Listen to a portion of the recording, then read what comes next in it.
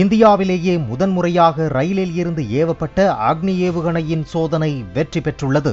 இந்த நிலையில் அக்னி ஏவுகணை ஏன் ரயிலில் இருந்து ஏவப்பட்டது, வல்லரசு நாடுகளுக்கே சவால் விடும் அதன் திறன் என்ன என்பது குறித்து விரிவாக பார்க்கலாம். DRDO எனப்படும் பாதுகாப்பு ஆராய்ச்சி மற்றும் மேம்பாட்டு அமைப்பு தயாரித்த ஏவுகணைகள் கடந்த 2011ஆம் ஆண்டு முதல் பயன்பாட்டில் உள்ளது. தொடர்ந்து அடுத்த தலைமுறை ஏவுகணைகளை தயாரிக்கும் பணியில் தீவிரம் காட்டி வரும் DRDO வல்லரசு நாடுகளுக்கு சவால் விடும் வகையில் அக்னி பிரைம் ஏவுகணையை வெற்றிகரமாக சோதித்து அசத்தியுள்ளது.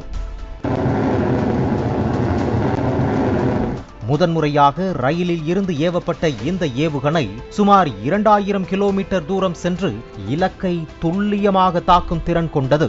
அக்னி 1, அக்னி 2 வரிசையில் மேம்படுத்தப்பட்ட பதிப்பான அக்னி பிரைம் எடை குறைவாகவும் கையாள எளிதாகவும் வடிவமைக்கப்பட்டுள்ளது. இது ரயில், சாலை போன்ற பல்வேறு தளங்களில் இருந்தும் ஏவும் வகையில் சிறப்புமிக்க நகரும் ஏவுதள அமைப்பை கொண்டுள்ளது.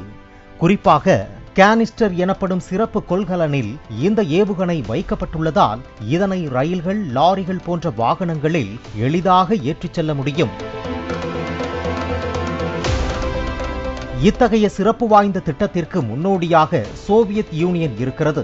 1980களில் RT-23 மோலோடெட்ஸ் என்ற கண்டம் விட்டு கண்டம் தாண்டும் ஏவுகணையை ரயில் அடிப்படையிலான அமைப்பில் சோவியத் யூனியன் நிலைநிறுத்தியது. பனிப்போர் சமயத்தில் அமெரிக்கா முன்னெடுக்கும் தாக்குதலில் இருந்து பாதுகாத்துக் கொள்ள தங்கள் அணு ஆயுத ஏவுகணைகளை மொபைல் கேனிஸ்டர் அமைப்பில் வைத்து ரயில்களிலும் சாலைகளிலும் நகர்த்தி வந்தது சோவியத் யூனியன். அதைத் தொடர்ந்து தாங்கள் எதற்கும் சளைத்தவர்கள் அல்ல என்பதை நிரூபிக்கும் வகையில் அமெரிக்கா கடந்த 1980களில் பீஸ் கீப்பர் ரயில் கேரிசன் என்ற திட்டத்தின் கீழ் சுமார் 25 ரயில்களை உருவாக்கியது.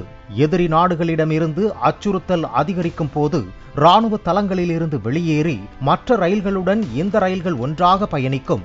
இதன் மூலம் ஏவுகணைகளின் இருப்பிடத்தை எதிரி நாடுகள் கண்டறிவது தடுக்கப்பட்டது. இந்த நிலையில் கடந்த 2016ஆம் ஆண்டு சீனாவும் கண்டம் விட்டு கண்டம் பாயும் DF-41 ஏவுகணைகளை கேனிஸ்டர் அமைப்பில் வைத்து வெற்றிகரமாக சோதித்தது.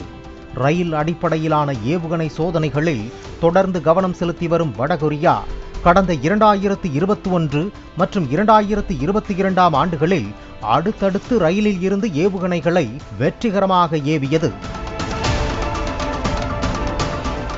இதுவரையில் பாதுகாப்பு துறையில் அமெரிக்கா, ரஷ்யா, சீனா உள்ளிட்ட வல்லரசு நாடுகள் பலம் வாய்ந்ததாக உள்ள நிலையில் அதற்கு நிகராக இந்தியாவும் தற்போது அக்னி ஏவுகணையை ஏவி சாதனை படைத்துள்ளது.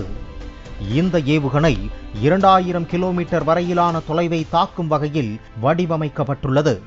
இது பல்வேறு அதிநவீன மேம்பட்ட அம்சங்களை கொண்டுள்ளது. இதற்காக வடிவமைக்கப்பட்ட சிறப்பு ரயில் லாஞ்சர் மூலம் எவ்வித தடையுமின்றி எந்த பகுதிக்கும் கொண்டு செல்ல முடியும். அது மட்டுமின்றி தெரிவு நிலை குறைந்த பகுதியிலும் குறுகிய நேரத்தில் எதிர்வினையாற்றும் வகையில் வடிவமைக்கப்பட்டுள்ளது.